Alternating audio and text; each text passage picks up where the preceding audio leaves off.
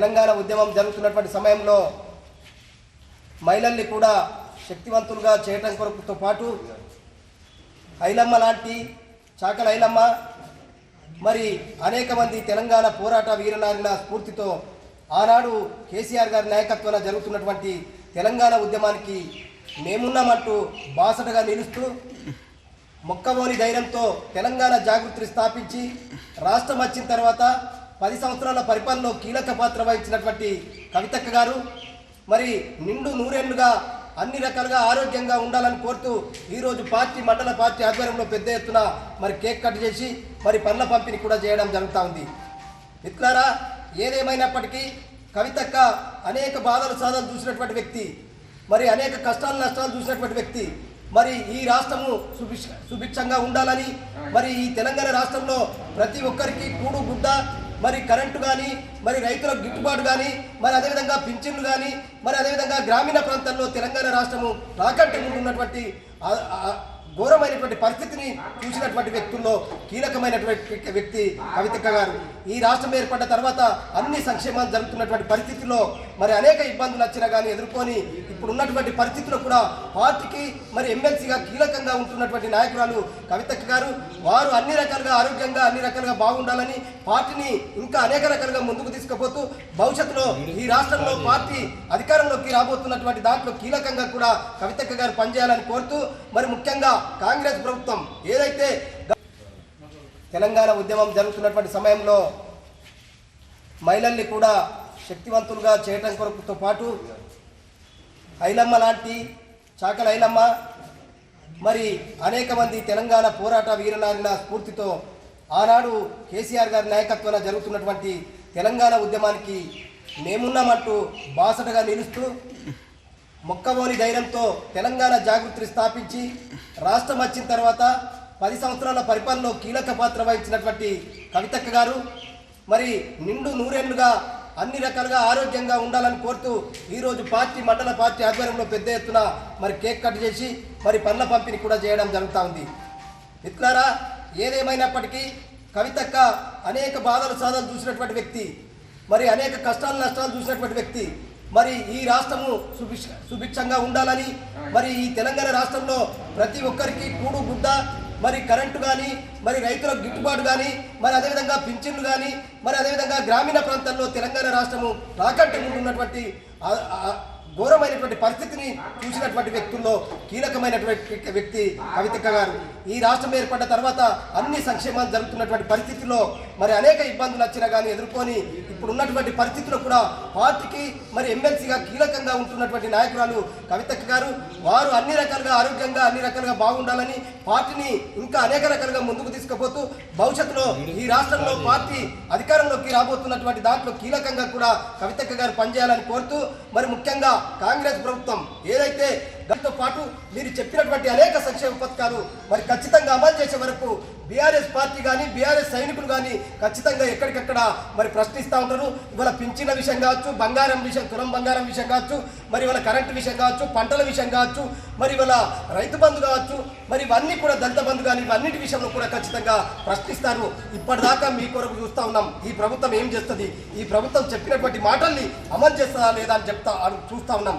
కాబట్టి మీరు ఏదో మసిపూసి మారేడుకాయ చేసి లేకపోతే టీఆర్ఎస్ ఇట్లా చేసిరు అట్లా చేసిరు అంటే ఈ తాటాకి తప్పులకు ఈ రాష్ట్రంలో ఉన్నటువంటి నాయకత్వం భయపడదు. మీరు ఎన్ని చేసినా ధైర్యంతో ముందుకు పోయే పరిస్థితి మేమందరం కూడా ఎదుర్కోవడానికి కూడా సిద్ధంగా ఉన్నాం.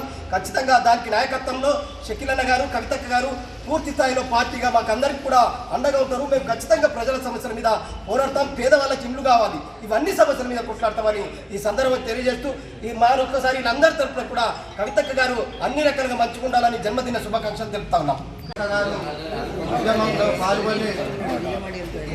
పాల్గొని ఈరోజు ఆమె ఎంపీగా ఉన్నప్పుడు గోరన్ కానీ నిజామాబాద్ కానీ ఆర్మూర్ కానీ గవర్నమెంట్ హాస్పిటల్లో అన్నం లేక చాలామంది రోగుల ఎంబట వచ్చిన పేషెంట్లను కానీ వాళ్ళ కుటుంబ సభ్యులకు అన్నం లేకుంటే అది గమనించి ఈరోజు నిజామాబాద్ జిల్లాలోనే 3 హాస్పిటళ్లకు అన్నదానం పెట్టి అన్నం పెట్టి ఆదుకున్న కవితమ్మ గారికి ఇవాళ ఇక్కడ హాస్పిటల్లో ఇవాళ భోజనము అన్నం లేక చాలా మంది కవితక్క లేట్ చేస్తున్నారు.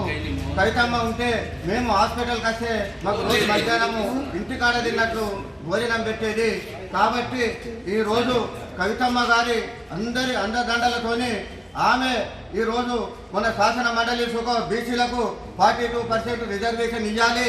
కేసీఆర్ గారికి వెంబట మేము నువ్వు బీసీ రిజర్వేషన్ 42 ఇచ్చిన దాకా నేను ఇసబెట్టేది లేదని శాసన మండలిలో కొట్లాడిన వ్యక్తి ఇలా కవితమ్మ గారు. విద్యలో కానీ ఉద్యోగంలో కానీ ఇలా స్థానిక సంస్థ ఎలక్షన్లో కానీ ఖచ్చితంగా మీరు కామారెడ్డిలో డిక్లరేషన్ చేసింది 42% ఇచ్చిన దాకా మీకు ఇసబెట్టేది లేదని ఇవాళ ముఖ్యమంత్రి కానీ ఎక్కడ పోయినా ఏ జిల్లాకు తిరిగినా కానీ నిలదీసిన మన అక్క కవితమ్మ గారు. కాబట్టి ఇలా కవితమ్మ గారు నిండు నూరేళ్ళ ఆరోగ్యతను ఉండాలని భగవంతుని కోరుకుంటూ ఇలా మండల తరఫున మరొకసారి అక్క గారికి మా తెలంగాణ జాగృతి అధ్యక్షురాలు మాజీ పార్లమెంట్ సభ్యురాలు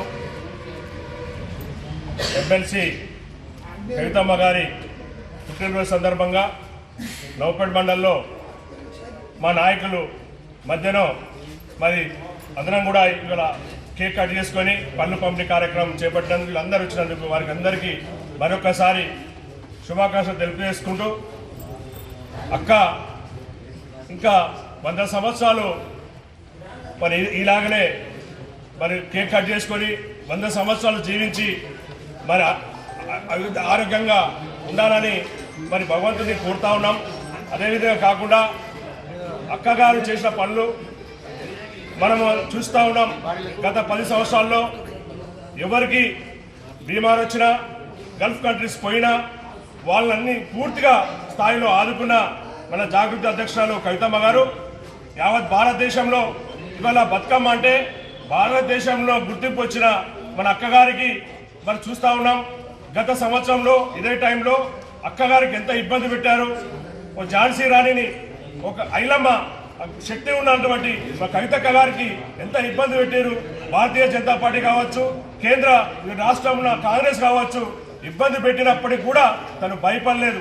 ఇన్ని రోజులు ఉన్నప్పటికీ కూడా భయపడా నేను సాధిస్తా తెలంగాణ ముద్దు బిడ్డగా మరి నేను ఏం తప్పు చేయలే అనే ఒక కాన్సెప్ట్తో ఈరోజు తెలంగాణ వ్యాప్తంగా తిరుగుతూ మరి వాళ్ళ మళ్ళా మరి ఝాన్సీ రాణిలాగా ప్రతి ఒక్క దానికి సమాధానం చెప్తూ ఏదైతే ప్రతిపక్షంగా వాళ్ళ బీజేపీ కావచ్చు, కాంగ్రెస్ కావచ్చు, ప్రతి ఒక్క సమాధానం చెప్పుకుంటూ రోజు ప్రజల మధ్యలో ఇవాళ కవితక్క గారు ఉంటున్నారు. మీరు ఒక్కసారి గమనించండి. మరి కవితక్క గారికి తప్పు చేసినట్టయితే మరి ఎందుకు వస్తారో ఒక్కసారి ఆలోచించండి. ప్రజలు ఆలోచిస్తూ ఉన్నారు. ఇవాళ కేవలం బీజేపీ కానీ కాంగ్రెస్ కానీ ఒక దొండు వైఖరితోటి కవితక్క గారిని కేవలం కేసీఆర్ కూతుర్ని లోపడేయాలని భావనతోటి చేయడం జరిగింది. ప్రజలు గమనించినారు. మేమందరం కూడా పూర్తిగా అక్కగారికి మద్దతుగా ఉన్నాం. ఇవాళ కూడా అక్కగారు ఎంతైతే పనిచేస్తూ ఉన్నారో 18 గంటలు పనిచేస్తూ ఉన్నారు. వారికి ఆరోగ్యంతో భగవంతుడు ఇంకా శక్తి ఇవ్వాలని చెప్పేసి ఈ మండల తరఫు నుంచి మన నాయకుల తరఫు నుంచి మేమందరం కూడా కోరుతూ మరి ఇంకా ముందుగా వారు ఉన్నత పదవులు పొందాలని మేము ఆశిస్తూ ఉన్నామని. జై తెలంగాణ, జై